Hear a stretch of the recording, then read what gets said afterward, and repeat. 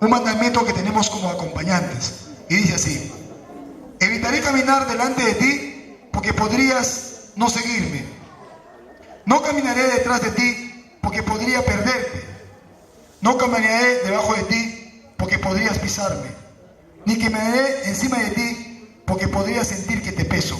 Caminaré a tu lado, tu acompañante pedagógico. Un fuerte aplauso para mis colegas del acompañamiento pedagógico.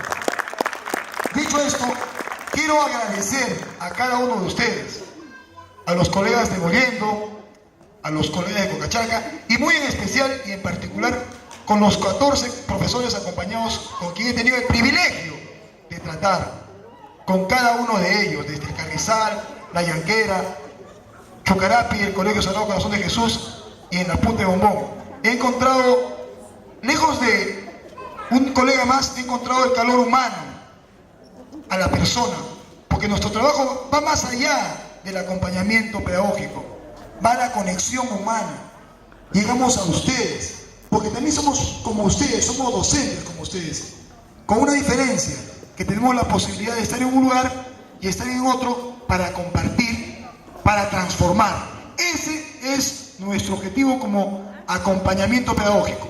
Muchísimas gracias, un fuerte aplauso y abrazo para cada uno de ustedes. Estoy de borde de llanto y no lo voy a hacer. Muchas gracias. Fuertes aplausos. Gracias, profesor Orlando, compañero de trabajo. Llora.